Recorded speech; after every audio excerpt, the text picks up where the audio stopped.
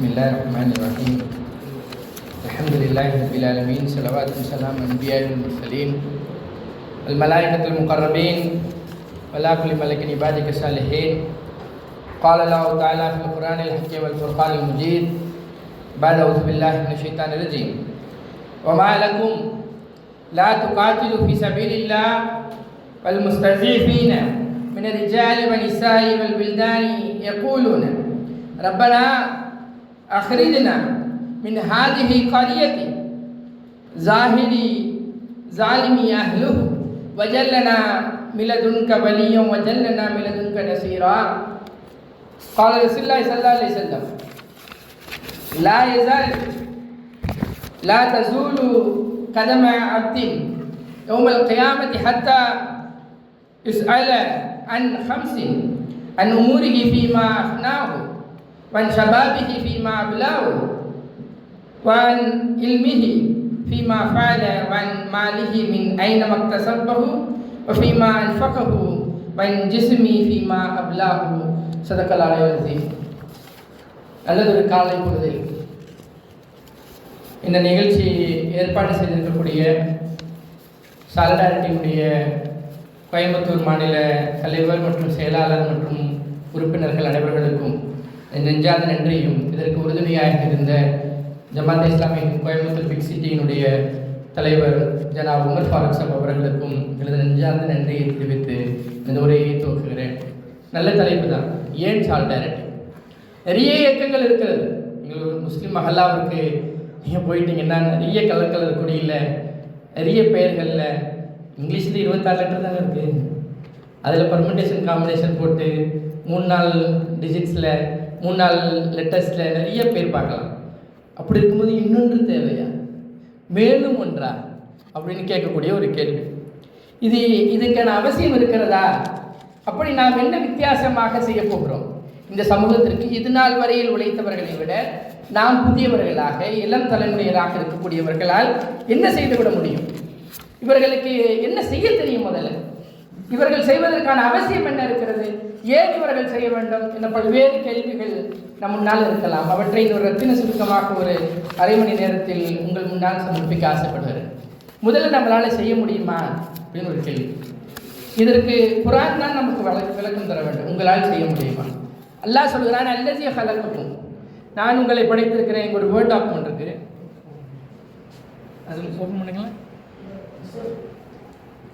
அல்லஸீ ஹலகக்கும், நாம் படைத்தோம் உங்களை மின் ஸைஃபின், பலவீனத்திலிருந்து உங்களை படைத்தோம். அப்படின்னா அந்த குழந்தைகளாக பலவீனர்களாக நீங்கள் இருந்தீர்கள்.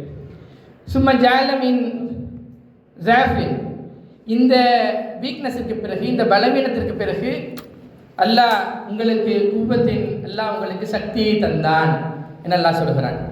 இந்த சக்திக்கு பிறகு சும்மா ஜாலமின் பாதி கூபத்தின், இந்த வலிமைக்கு பிறகு, இந்த பலத்திற்கு பிறகு அல்லாஹ் உங்களுக்கு ஜல்பன், மீண்டும் பலவீனத்தை எல்லாம் தரவிருக்கிறான்.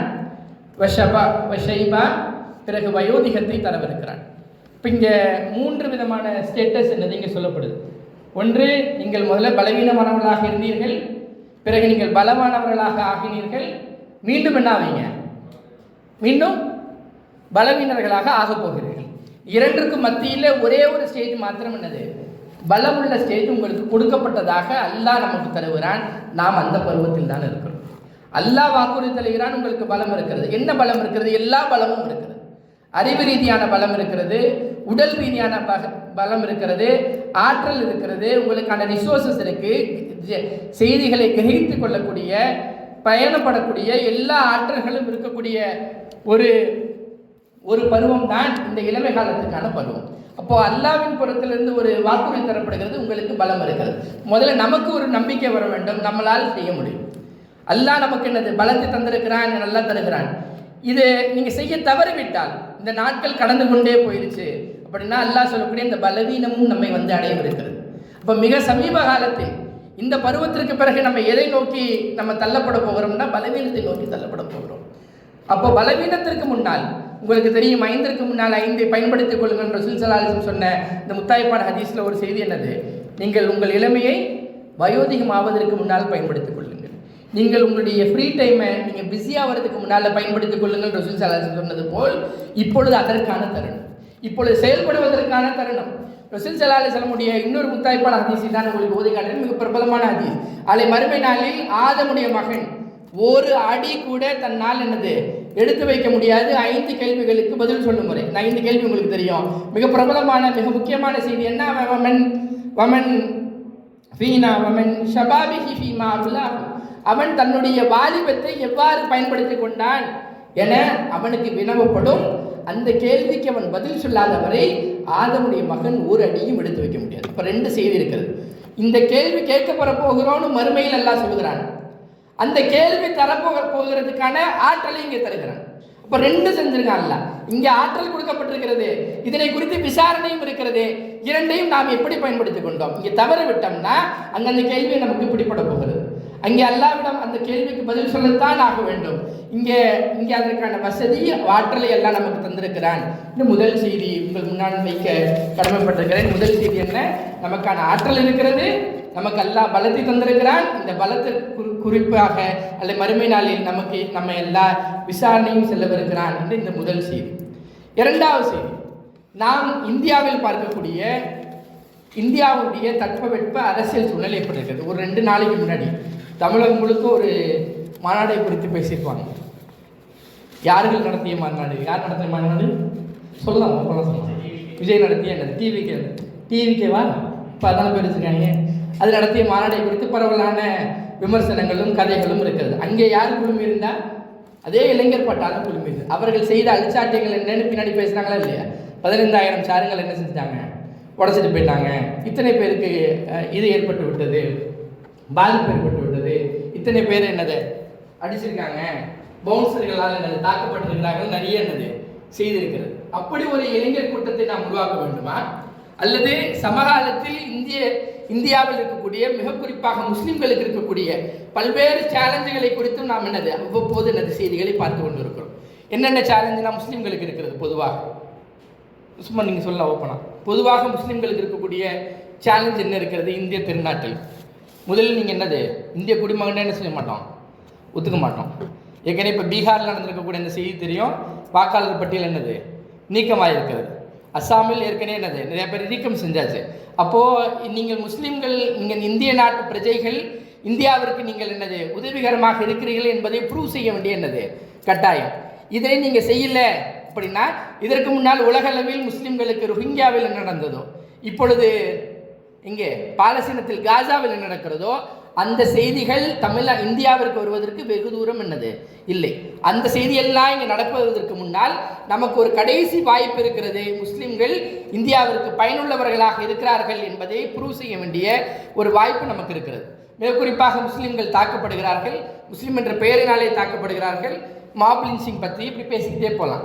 சரி, இதெல்லாம் சொல்லும்போது குர்ஆன் இவர்களுக்காக நம்மை பார்த்து ஒரு கேள்வி கேட்கிறது. ஒமாலக்கும் என்ன நேர்ந்து விட்டது? உங்களுக்கு என்ன நினச்சிட்டு இருக்கேன்? இந்த வீட்டில் சில டைம் நம்ம லேட்டாக வரும், 4-5 நாள் லேட்டாக வரும், பார்த்துக்கிட்டே இருப்பாங்க. 10வது நாள் கூப்பிட்டு என்ன நினச்சிட்டு இருக்கேன்? அதே போல் இங்கே ஒரு கேள்வி இருக்குது. ஒமாலக்கும் என்ன நினச்சிட்டு இருக்கீங்க? லாத்து காத்திரு ஃபீ சபீலில்லாஹ், அல்லாஹ்வுடைய பாதையில் நீங்கள் போராட மாட்டீர்களா? எது உங்களுக்கு எடுத்து விட்டது? நான் இப்போ இந்த அத்தா பேசுகிற அந்த கான்டெக்டோட ஒப்பிட்டு பாருங்க. அவர் திட்டாரங்க பேசுவார். நான் உனக்கு என்ன தரல, உன்னை படிக்க வச்சேன், சோறு போட்டேன், ட்ரெஸ் வாங்கி கொடுத்தேன், மொபைல் வாங்கி கொடுத்தேன், 7 மொபைல் உடைச்சேன், இந்த கதையெல்லாம் சொல்வது போல இங்கே என்னது அல்லாஹ் சொல்லவும் என்ன நேர்ந்து விட்டது? நீங்கள் அல்லாஹ்வுடைய பாதையில் போராடாமல் இருப்பதற்கு என்ன நடந்து விட்டது? நீங்கள் சுற்றி இருக்கக்கூடிய நிகழ்வுகளை இங்கே பார்க்க வேண்டாமா? என்ன நிகழ்வு நடக்கிறதா? ஃபீ சபீலில் முஸ்தஃபீஃபின் ரிஜாலி, ஆண்கள் இருக்கக்கூடிய பலவீனமானவர்களும் சரி, பெண்களும் சரி, குழந்தைகளும் சரி, இப்படி கூக்குரல் இட்டு கொண்டிருக்கிறார்கள். யகூலுன ரப்பனா, எங்களது இறைவா, அக்ரிஜ்னா, எங்களை வெளியேற்றுவாயாக, இந்த ஊரிலிருந்து வெளியேற்றுவாயாக. ஏன் இந்த ஊரிலிருந்து வெளியேற்றுவது? ஜாலிமி அஹ்லிஹா, இதனுடைய ஆட்சியாளர்கள் அநியாயக்காரர்களாக இருக்கிறார்கள், ரொம்ப அக்கிரமம் செய்பவர்களாக இருக்கிறார்கள். எங்களை வெளியேற்றுவதற்கு ஒரு வழிவகைத்தா, வஜல்லனா, எங்களுக்கு முன்னன்புறத்திலிருந்து வழியா ஒரு உதவியாளரை ஏற்பாடு செய்தா, வஜல்லனா மின்க நசீரா, முன்னன்புறத்திலிருந்து எங்களுக்கு என்னது பாதுகாவலை ஏற்படுத்தித்தான்னு மக்களுக்கு கூறலிடக்கூடிய செய்தி உங்கள் காதுகளை விழவில்லையான்னு இந்த ஆயத்து பேசுது. இதுக்கும் சமீப காலத்தில் உலகில் இந்தியாவில் நடக்கக்கூடிய முஸ்லீம்களுக்கும் ஏதாவது வேறுபாடு இருக்கிறதா? சமரசத்தில் ஒரு 2-3 பக்கம் ஒரு கடந்த ஒரு 6 மாதமாக ஒரு ஆர்டிக்கல் ஒன்று செய்கிறாங்க. என்ன ஆர்டிக்கல் செய்கிறாங்கன்னா, ஆன்டி இஸ்லாமோஃபோபியா, ஆன்டி இஸ்லாம் சம்பந்தமாக இந்தியா முழுக்க எத்தனை இன்சிடென்ட் நடக்குது, பதிவு செய்யப்பட்ட இன்சிடென்ட். இவர் அடிச்சுட்டாரு, கடையை அடிச்சுட்டாங்க, அவங்கள இது பண்ணிட்டாங்க, கைது பண்ணிட்டாங்கன்னு வரக்கூடியது தொகுத்து 3 பக்கம் 2 வாரம் இது பதிவு செய்யப்பட்ட செய்தி. அப்போது சுற்றிலும் இந்த குக்குரல் கேட்டுக்கொண்டே இருக்கிறது, இந்த வீடியோக்கள் வந்து கொண்டே இருக்கிறது, ரீல்ஸ் வந்து கொண்டே இருக்கிறது, நமக்கு ஃபீட் ஆகிட்டே தான் இருக்குது. ஆனால் நீங்கள் என்ன செய்றீங்க? அதுக்கு சும்மா வேடிக்கை பார்ப்பவர்களாக இருக்கணுமா, அல்ல இவர்களை பாதுகாப்பதற்கு முன் வர வேண்டுமா? இந்த பருவத்தில் இவர்களுக்கு முன்வராவிட்டால் பிறகு எந்த பருவத்தில் வரவிருக்கிறோம்? நமக்கு தெரியும், இதற்கு பிறகு பலவீனம் வரப்போகிறதுன்னு குரான் சொல்லுகிறது. இப்பொழுதுதான் பலம் கொடுக்கப்பட்டிருக்கிறதுன்னு குரான் சொல்லுகிறது.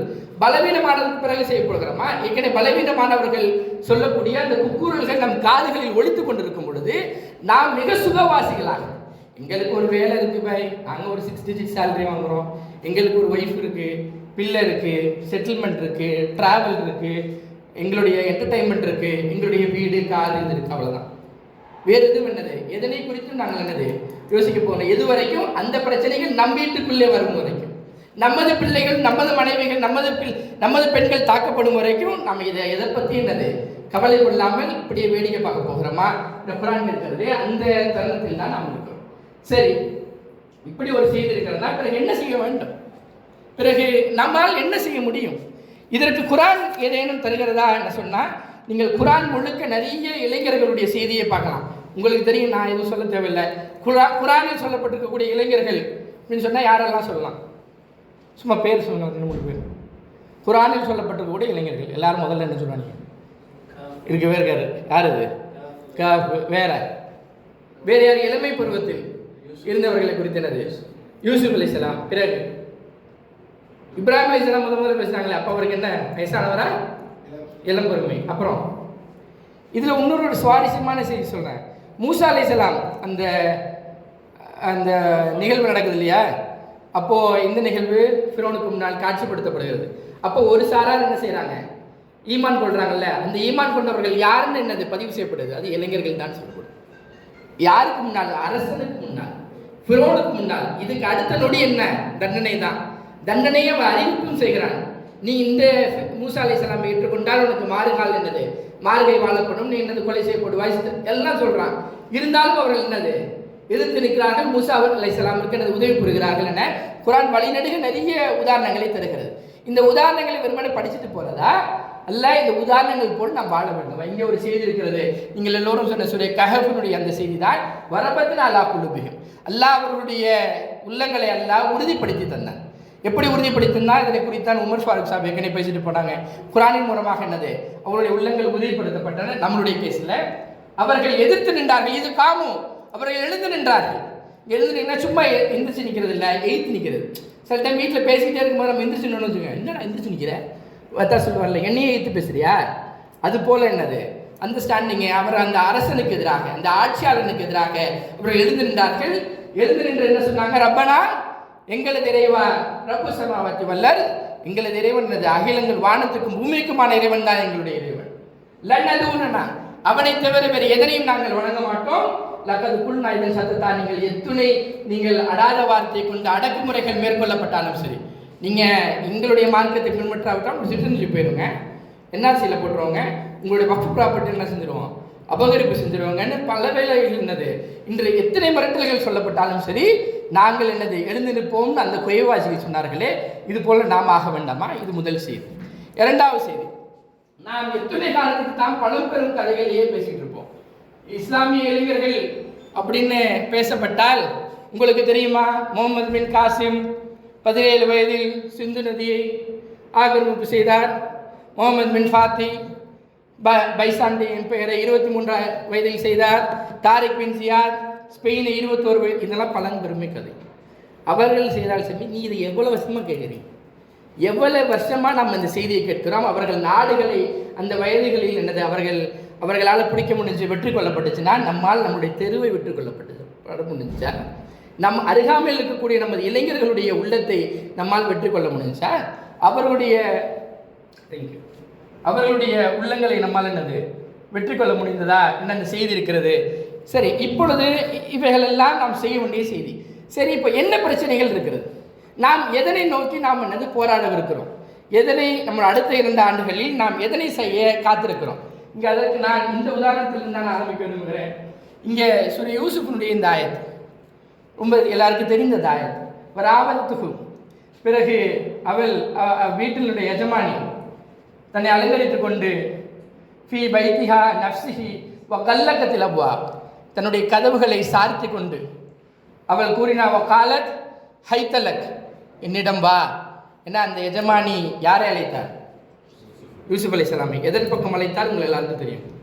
இதற்கும் இன்னைக்கு அதே கதவுகளை சாத்திய பிறகு அதே இருட்டு நேரங்களில் எந்தெந்த தளங்களில் எல்லாம் இந்த காட்சிகள் நடக்கிறது என்பதை நீங்களும் நானும் நன்கு அறிவோம். எத்தனை வெப்சைட்டுகளை பேன் பண்ணியாச்சு, எத்தனை ஆப்புகளை பேன் பண்ணியாச்சு. அது ஒழிக்க முடிஞ்சதா? நிறைய திருமண வாழ்க்கைக்கு பிறகும் இந்த செய்தி ரொம்ப பூதாகரப்படுகிறது. விவாகரத்தினுடைய செய்திகள் வரும் பொழுது இந்த செய்தி வெளியே வருகிறது. இந்த செய்தி என்னது வெளியே வருகிறது. இது இளைஞர்களுக்கு தெரிந்தோ தெரியாமலோ இதுக்கு அவங்க அடிக்ட் ஆகிட்டாங்களா இல்லையா? அந்த பெண் அந்த யூசுப் அலைஹிஸ்ஸலாமை அழைத்தார்களே, அப்போ யூசுப் அலைஹிஸ்ஸலாம் ஒரு பதில் சொன்னாருங்க, மாதல்லா, என்னை அல்லாஹ் பாதுகாக்கட்டும், ஏன் இன்னஹு ரப்பி அஹ்ஸனு மஸ்வா, நிச்சயமாக எனது இறைவனுடைய இடத்தை நம்ம கண்ணியமாக வைத்திருக்கிறான்னு யூசுப் அலைஹிஸ்ஸலாம் பேசினாரே. இந்த வார்த்தையை இன்று நாம் அந்த வார்த்தையை பேசுகிறோமா? நம்மோடு இருக்கக்கூடிய சகோதரர்களுக்கு இந்த வார்த்தை பேசுவதற்கு கற்றுக் கொடுத்தோமா? அப்போ அது கற்றுத்தர வேண்டியது நம்முடைய கடமை இல்லையா? நம் கண் முன்னால் அவருடைய உடல் பாதிக்கப்பட்டு, அவருடைய குடும்பங்கள் பாதிக்கப்பட்டு, அவருடைய மானக்கேடு வெளியே வருவதற்கு முன்னால் நாம் அவரை பாதுகாக்க முடியுமா? முடியாது. இது இது இது வெளியே அல்லாஹ் சில பல பாவங்களை எல்லாம் மறைத்து வைத்திருக்கிறார். வெளியே வந்து ஏன் பெரும் பெரும் ஆன்மீக தலைவர்கள், பெரும் பெரும் என்னது மத தலைவர்களும் இதற்கின்றது விதிவிலக்காக இல்லாத பொழுது சாமானியர்களை இந்த பேராபத்திலிருந்து எப்படி காப்பாற்ற போகிறோம்? இது நம் முன்னால் இருக்கக்கூடிய முதல் செய்தி. இந்த ஆபாசத்துக்கு எதிராக இது ஒரு நவீன ட்ரக்னு சொல்கிறாங்க. முன்னாடி ஒரு ட்ரக் பற்றி நம்ம சிகரெட் பற்றி பேசணும், அதை பற்றி பேசணும், இன்ஜெக்ஷன் பற்றி பேசணும். இதுவும் ட்ரக்கு தான். இதுவும் என்னது சைக்கலாஜிக்கலாக ஏற்படக்கூடிய ட்ரக்கு. அதில் பெரிய என்னது மெடிக்கல் மாஃபியா இருக்கிறது. இதற்கு பின்னால் எல்லாத்தையும் என்னது செயலிழந்ததற்கு பிறகு நீங்கள் அவர்களை போய் பாதுகாக்க போகிறீங்களா? இங்கே ஹைத்தலக் என்ன அந்த பெண் அழைத்ததற்கும் இங்கே நமக்கு வரக்கூடிய நோட்டிஃபிகேஷன் ஏதாவது வித்தியாசம் இருக்கா? அதனுடைய மாடர்ன் ஃபார்ம் ஆஃப் என்னது ஹைத்தலக்காக நாம் பார்க்கிறோம். இது முதல் செய்தி.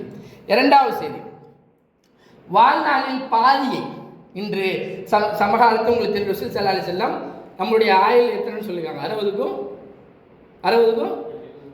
அதில் சரிபாதி என்ன? 30-35 வரைக்கும் இன்னும் வேலை தேடிட்டு இருக்கேன் வேலை தேடிட்டு இருக்கேன் சொல்லுவோருக்கு எத்தனை பேர்? 3 மாதத்துக்கு ஒரு தடவை, 6 மாதத்துக்கு ஒரு தடவை தன்னுடைய டொமைனையே ஃபுல்லாக மாற்றி, என்னப்பா கோழி கடை வச்சுருந்தேன், அப்புறம் செல்ஃபோன் கடை வச்சுருந்தேன், இப்போ ஷவர்மா கடை வச்சுருந்தேன், இப்படியே மாற்றிக்கிட்டு தேடிக்கிட்டு இருக்கேன்னு தன் வாழ்நாளில் பாதியை என்னது இதற்கு பின்னாலே தொலைக்கக்கூடிய இளைஞர்கள் நம் கண் முன்னால் இருக்கிறார்களா இல்லையா? இதனுடைய விரக்தி எங்கே போய் முடிகிறது? அவர்கள் டாஸ்மாக் போய் முடியும். எல்லா முயற்சியும் ஃபெயில் ஆகிட்டு கடைசி என்ன செஞ்சுட்டாங்க? அங்கே மதுவின் பக்கம் அவர்கள் இழுக்கப்படுகிறார்கள்னா இது நம் முன்னால் இருக்கக்கூடிய இந்த செய்தி. இதுக்கு குர்ஆன் என்னங்க சொல்லுது? யூசுப் அலைஹிஸ்ஸலாம் தான் மறுபடியும் கோட் பண்ணும். உங்களுக்கு தெரியும், அவர் சிறையிலேருந்து வெளியே வந்துடுறார். மன்னன்ட்ட போய் பேரம் பேசப்படுகிறது. மன்னன்ட்ட அவர் சொல்லக்கூடிய அந்த முத்தாய்ப்பான வார்த்தை, அஜலனி, என்னை நீங்கள் ஆக்குங்கள், அல்லாஹ் ஹசாயினி, இந்த ஹசானாவிற்கு, ஹசானா தமிழ் என்ன? அந்த பொக்கிஷத்துக்கு, அப்படின்னா ஃபினான்ஸ் மினிஸ்ட்ரிக்கு என்னை நீங்கள் என்னை அப்பாயின்ட் பண்ணுங்க. அப்படின்னா நான் ஒரு ரெஸ்யூம் கொடுக்குறான்னு இருக்கும். அந்த மன்னன்ட்ட போய் தன்னுடைய ஸ்கில்லை சொல்கிறார். அதுக்கு 2 ஸ்கில் சொல்கிறார். இன்னி ஹஃபீஸ் நலி, நான் முதல்ல ஹஃபீஸ், நான் பாதுகாப்பேன். கொடுத்துருக்கீங்கள, நான் பொறுப்பாக நடந்துக்குவேன். அலீம், எனக்கு அறிவு இருக்கிறது. அப்போது இந்த ஸ்கில் செட்டில் 2 தேவை. இன்றைக்கும் சரி HR டிபார்ட்மெண்ட்டில் HR இன்டர்வியூவில் இந்த 2 தான் சூஸ் பண்ணுறாங்க. அவனை செலக்ட் பண்ணால் ரொம்ப நாள் இருப்பானா? அட்லீஸ்ட் 2 வருஷமாக இருப்பானா? இல்லை ஒரே மாதத்தில் ஓடி போயிடுவானா? இது இன்னமும் செக் பண்ணுறாங்க ஜனங்க. அவன் அந்த செய்வதற்கான ஸ்கில் அவன்கிட்ட இருக்கா? அப்போ அதற்கான அறிவாளியாக அவன் இருக்கிறானா? இதனை யார் செய்வது? எத்தனை சர்டிஃபிகேட் கோர்ஸ் பண்ணியாச்சு, எத்தனை ரெஃபரல் பண்ணியாச்சு, இன்னமும் ஏன் அவனுக்கு வேலை கிடைக்கவில்லை? இன்னமும் அவன் ஸ்கில்லுக்கும் இங்கே மார்க்கெட்டில் இருக்கிற கேப்பை குறித்த வித்தியாசமாக தான் அவனுக்கு புரிகிறதா? மார்க்கெட்டில் என்ன டிமாண்ட் இருக்குது, இவன்கிட்ட என்ன ஸ்கில் இருக்குது, இந்த ஸ்கில்லுக்கான மேட்ச் ஆகக்கூடிய மார்க்கெட் என்ன, இதனை யார் அவனுக்கு என்னது சொல்லுவது? இதனை சொல்வதற்கான ஒரு அமைப்பு தேவைப்படுகிறதா இல்லையா? இது இப்போ அவனுடைய பர்சனல் ப்ராப்ளமை நீங்கள் தீர்க்காமல், போன தடவை சொன்னது அவனுடைய எமோஷனல் ப்ராப்ளத்தை குறித்து பேசணும். இப்பொழுது பேசுகிறது என்னது? அவனுடைய ஃபினான்ஷியல் ப்ராப்ளத்தை குறித்து பேசுகிறது. இந்த இரண்டையும் நீங்கள் அவனுக்கு முடித்து வைக்காமல் நீங்கள் அவனை இஸ்லாத்தின் பால் எதற்கு நீங்கள் அழைக்க முடியும்? இது இரண்டாவது செய்தி. யூசுப் அலைஹிஸ்ஸலாம் ப்ரூவ் பண்ணி காட்டுறாங்க.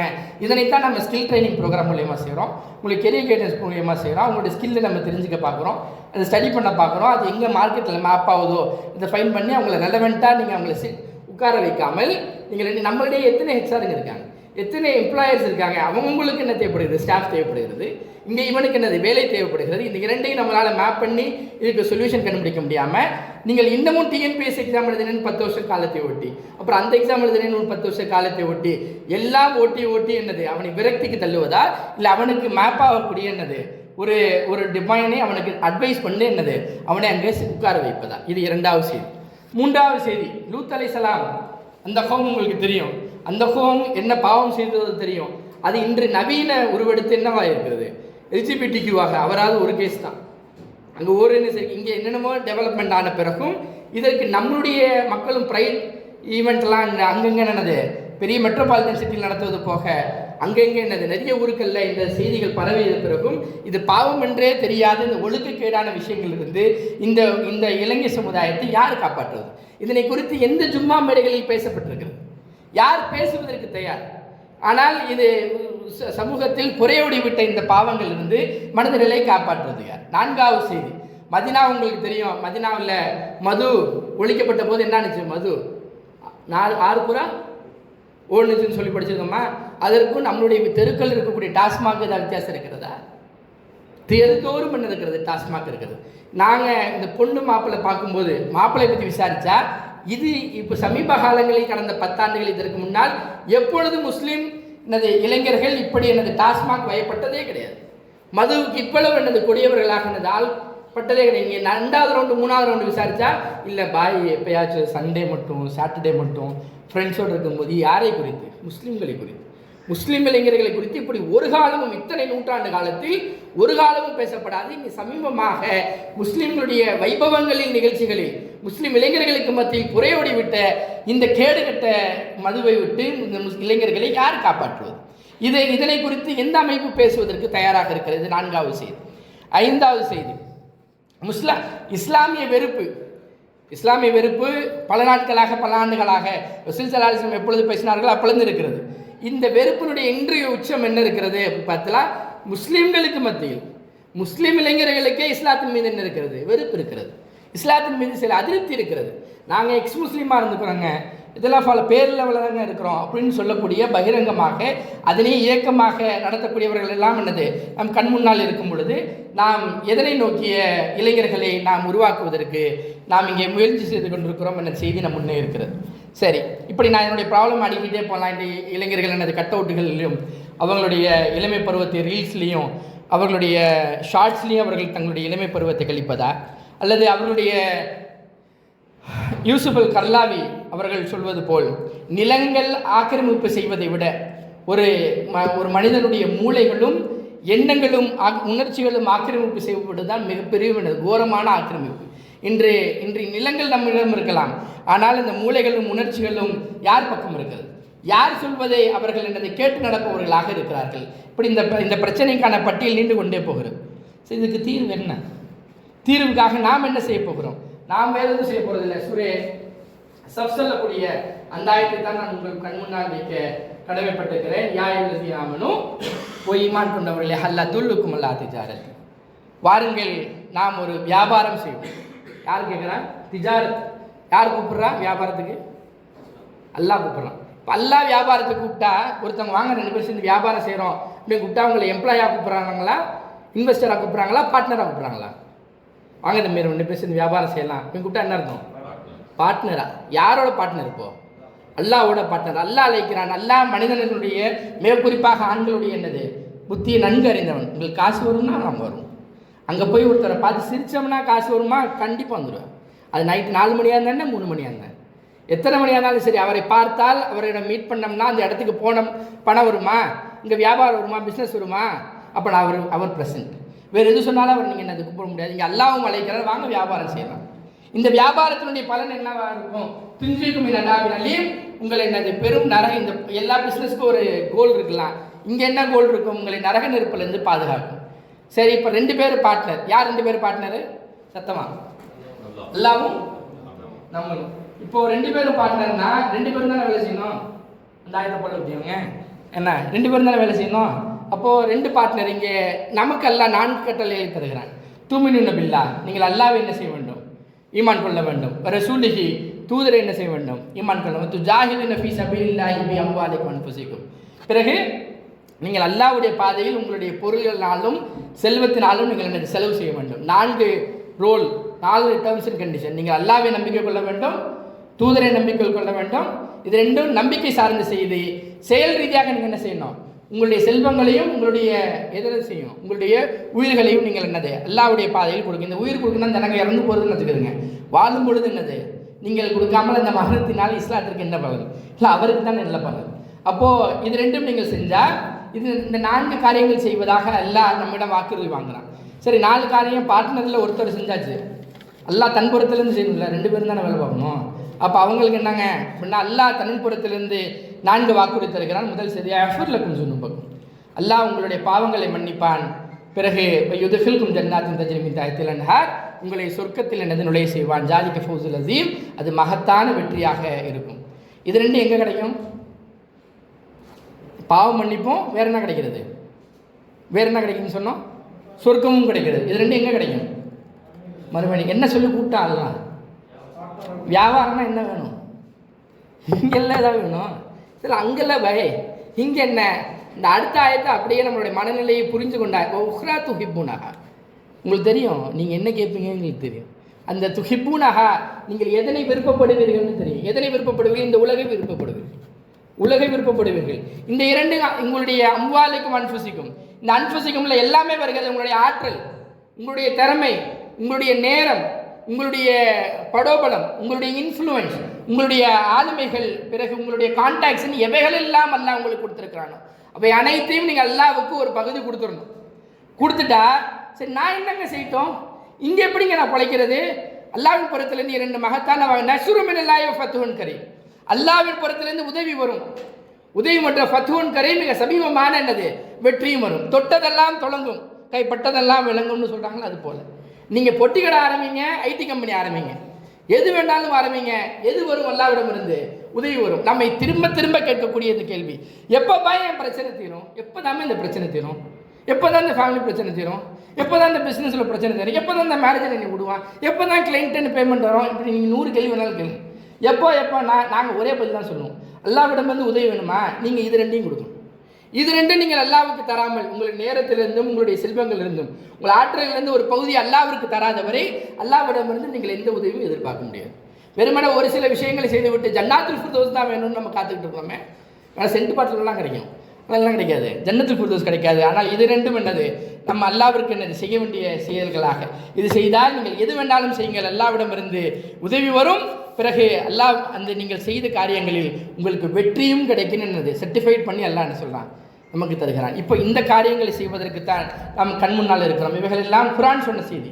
நாம் என்னங்க செய்ய போகிறோம்? நமக்கு சமீப காலத்தில் முஸ்லீம்களுக்கு, குறிப்பாக இயக்கவாதிகளுக்கு 2 minutes, இயக்கவாதிகளுக்கு நாம் அடுத்த கட்டமாக என்ன செய்வதற்கும் அதனை குறித்தான் நாள் முழுக்க பேச போகிறோம்.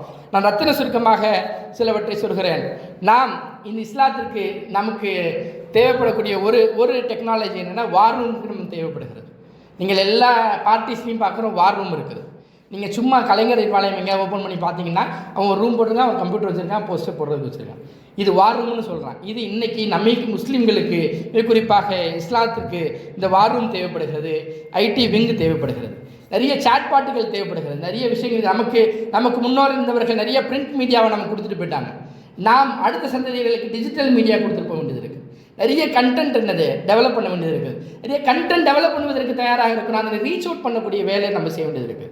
அதனை வைரலாக்க வேண்டிய செயல்கள் நாம் செய்ய வேண்டியது இருக்கிறது. மொனாட்டனஸாக இல்லாமல் மக்களுடைய கருத்தை எப்படிங்க வெறுமனே இந்த இப்போ நிறைய போர் நடந்துச்சு, இந்த மிசைல் பண்ணாங்க, ஒரு வாரத்தில் ஒட்டுமொத்த இந்தியாவிற்கும் அந்த செய்தியை பிஜேபி எப்படி கட்டமைக்கிறது, நாங்கள் தீவிரவாதத்தை ஒழித்து விட்டோம்னு அவங்களால் என்னது கட்டமைக்க முடிகிறது. காங்கிரஸ் அதனுடைய செய்தியை சொல்வதற்கு வெளியில் வருவதற்கே 1 மாதம் ஆயிடுச்சு. ராகுல் காந்தி இல்லை நீங்கள் வேணுகொண்டு செஞ்சுருக்கீங்க, அவருடைய கேள்வி வெளியே வருவதற்கு 1 மாத காலம் ஆயிடுச்சு. அப்போ இதற்கு முன்னால் பெரிய டெக்னாலஜி வேலை செய்கிறது, பெரிய ஐடி நிறுவனங்கள் வேலை செய்கிறது. இதற்கான செட்டப் நமக்கு தேவைப்படுகிறது. இதற்கு முன்னால் நமக்கு பள்ளிக்கூடங்கள், லைப்ரரி, பிரிண்ட் மீடியா தேவைப்பட்டுச்சுன்னா இன்றைக்கி சாட்பாட்டுகள் தேவைப்படுகிறது, ஏஐ டூல்ஸ்கள் தேவைப்படுது. நம்முடைய கண்டென்ட்டுகள் வைரல் ஆவதற்கான டிஜிட்டலைசேஷன் ஆஃப் கண்டென்ட்டுகள் தேவைப்படுகிறது. இதனை செய்வதற்கு நமக்கு நிறைய ஆழ்வளங்கள் தேவைப்படுகிறது. வீடுதோறும் ஐடி இன்ஜினியர் உட்காந்துருக்காங்க வேலை இல்லாமல். இப்போ அவர்களுக்கு நாம் வேலை தர வேண்டிய கட்டாயத்தில் நாம் இருக்கிறோம். பிஸ்னஸ்களை எப்படி ஹலாலாக செய்வது என்பது சொல்லித் தருவதற்கு நாம் இருக்கிறோம். அனைத்திற்கும் மேலாக தீமைகள் நிரம்பி கிடக்கக்கூடிய இந்த சமூகத்தில் நம்மளுடைய பங்களிப்பை செய்து அவர்களை களைவதற்கு நாம் அனைவரும் ஒன்று சேர வேண்டும். மிக குறிப்பாக எல்லா மாவட்டத்தை விட கோயம்புத்தூர் மீது எங்களுக்கு நிறைய நம்பிக்கை இருக்கிறது. கோயம்புத்தூருடைய வளர்ச்சி, கோயம்புத்தூர் நகரத்தை எத்தனை நாங்கள் முன்மாதிரி நகரமாக பார்க்கிறோம். இது எவ்வளவு வேகமாக வளர்கிறதோ சாலிடாரிட்டி அத்தனை பெரிய பாய்ச்சலை தமிழக அளவில் எடுத்து செல்லும் என்ற அந்த நம்பிக்கை எங்களுக்கு இருக்கிறது. இதற்கு முத்தாய்ப்பாய் உங்களுடைய தலைவருக்கு நீங்கள் முழு பங்காக ஒத்துழைக்க வேண்டும். இறுதியாக நான் ஒரே ஒரு செய்தியை சொல்லி முடித்துக் கொள்கிறேன். ஷுவைப் அலைஹிஸ்ஸலாமை நோக்கி அந்த கௌம் கேட்ட அந்த செய்தி, அதனைத்தான் இங்கே கடைசி ஆயத்தாக படம் எடுத்து காட்டுவோம். யா ஷுவைப், ஓ ஷுவைப் அலைஹிஸ்ஸலாம், ஓ ஷுவைபே, இன்ன ஸலாத்துக, நிச்சயமாக உங்களுடைய தொழுகை தாமுருக்க உண்மை ஏவுகிறதா, எங்களுடைய மூதாதைகள் எதனை வழங்கி கொண்டிருந்தார்களோ அதெல்லாம் கூட சொல்லி உன் தொழுகை உன்னை சொல்லுதா. இரண்டாவது செய்தி, எங்கள் விருப்பத்திற்கு நாங்கள் எங்கள் பிஸ்னஸ் செய்வதை தடுக்கும்படி உன் தொழுகை தான் உன்னை தடுக்கிறதா, உன்னை ஏவுகிறதா என்ன ஷுவைப் அலைஹிஸ்ஸலாமை நோக்கி அவர்கள் கேட்கிறார்கள். நாம் இப்போதான் சமீபத்தில் தொழுகையை வெற்றி என்ற பிரச்சாரம் முடிக்கப்பட்டிருக்கிறது. அந்த பிரச்சாரம் முடிக்கப்பட்டதுடைய விளைவு என்ன? இந்த தாக்கத்தை ஏற்படுத்த வேண்டும். உங்கள் தொழுகை சுற்றியில் இருக்கக்கூடிய ஷுவைப் அலைஹிஸ்ஸலாம் தன் சுற்றியில் இருக்கக்கூடிய பிஸ்னஸ் மார்க்கெட்டில் இருக்கக்கூடிய பிரச்சனையை ஒரு எடுத்து பேசுகிறார். நீ ஏன் பேசுகிற, உன் தொழுவதான் உன்னை பேச சொல்லி சொல்லுதா அப்படின்னு ஷுவைப் அலைஹிஸ்ஸலாமை அவர்கள் கேட்கிறார்களே. நம்ம இந்த சமூகம் கேட்க வேண்டிய காலம் வர வேண்டும். உங்களுடைய இந்த ஒழுக்கம் தான் இந்த சமூகத்தில் இருக்கக்கூடிய தீமைகளை எல்லாம் போக்குவதற்கு உங்களை தூண்டுகிறதா என மக்கள் கேட்கும் வண்ணமாக நாம் மாற வேண்டும் என்ற வினாவோடு, இந்த அவாவோடு என்னுடைய செய்தியை நிறைவு செய்கிறேன். வாஹர் தனா அல்ஹம்துலில்லாஹி ரப்பில் ஆலமீன். அஸ்ஸலாமு அலைக்கும் வரஹ்மத்துல்லாஹி தஆலா வபரகாத்துஹு.